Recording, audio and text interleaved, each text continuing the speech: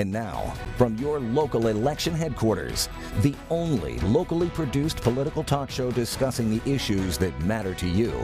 This is Big Country Politics on KTAB. Thanks for being here for this week's edition of Big Country Politics. I'm Victor Sotelo. Right now, let's get straight to the news. We begin with a big headline for Abilene and Dyess Air Force Base. Dyess is now officially the recipient of the Operational Testing and Training Squadron for the new B-21 Raider. It's big news for the economy of the city and, of course, for our future of our home. KTAB's Claire Kreitz is here with the impacts. Well, it's a monumental day for not only Dyess, but also the city of Abilene. This means hundreds of new jobs and families will make their way to the key city. This has been a 7-year push to get the B-21 Raider to Dyess Air Force Base, with the Chamber's Military Affairs Committee, the city of Abilene, and local and state delegation all working to ensure Dyess was selected as the home for the new bomber and its weapons school. This bomber will replace the B-1 Lancer and will ensure the future of Dyess for years to come. It is a stealth bomber. Not a lot is known about the B-21. It appears like a B-2 in stature, that it will continue the long-range strike bombing stealth mission. We have a $7.3 billion economy. Dyess is part of that. This adds to that effort, and so I'm just excited. It's a big day for Abilene, and it really is a rewarding of the efforts that a number of people have worked for a number of years. The B-21 should be here in Abilene in the mid-2020s, and according to Bridwell, in the years prior, Air Force officials will look at what Dyess needs to host the new bomber. Reporting in studio with coverage you can count on, Claire Kreitz, KTAB News. Big news, and Congressman Jodey Arrington has been working his Washington contacts to make sure Dyess stayed in the running to be chosen as home of the B-21. He says it's a positive time for Abilene and Dyess. We're looking at well over 50 years that Dyess is not going to just be relevant, it's going to be critical to the mission of the Global Strike Command, the Air Force, and our overall defense arsenal and the security of the American people. And coming up a little later in our show, our full interview with Congressman Arrington.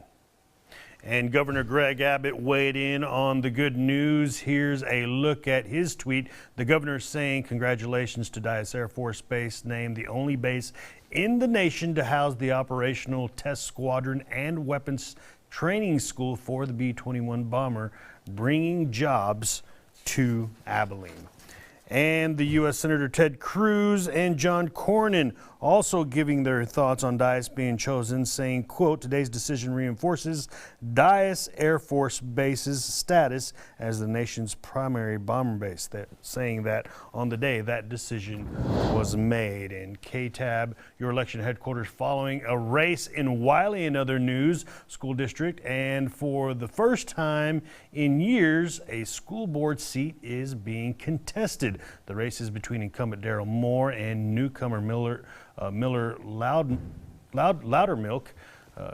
KTAB's Mercedes Hernandez sat down with both candidates to learn what strengths they'd bring to Wiley students. So the first time I ran, I had a challenger. Since then, I have not. Until now. For the first time in 6 years, a race for a place on the Wiley ISD School Board is coming before voters. A newcomer is challenging Moore's 15-year-strong seat on the board, Miller Loudermilk. Why is that?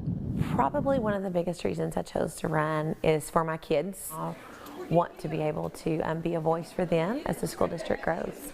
A growing district with growing facilities is also what Moore says is feeding his decision to run for year 16. Oh, I would like to finish out the time to get those facilities finished out so that we have a break between having to construct. Although competitors both share a love for service and bettering the lives of students. For me, it's not just the running aspect of it so much as it is finding your place and finding your place that you love to give back to. So I did this because I saw how important education was to me and to my family, and how going to school changed our whole lives. Each bringing something different to the blackboard. Having someone on the school board that has been in a classroom, and I also coached her, having been on a field, I definitely think it just brings a new, fresh perspective. And I think it's good to have on the board people who know something about business acumen and can have experience running a small business. And no matter the outcome, the district thinks the school board will continue its good-looking legacy. Because our board has been so positive to work with, I think that we'll continue to see that regardless of who is in that office. The clock is ticking on this election, but the love both candidates have for their district. They love being Wiley Bulldogs, so, and we all do, actually. All I can say is it's great to be a Wiley Bulldog. Never runs out. The only thing left to do now is go vote. In Abilene, with coverage you can count on, Mercedes Hernandez, KTAB News. Thank you, Mercedes. And two other incumbents are running unopposed. Chris McCurley and Mike Autry are unopposed. To vote on the May 4th, residents have to be registered by Thursday, April 4th. Still to come here on Big Country Politics, we are hearing from Congressman Jodey Arrington about the future of Dyess and the new V-21 Raider. We're back in 2 minutes.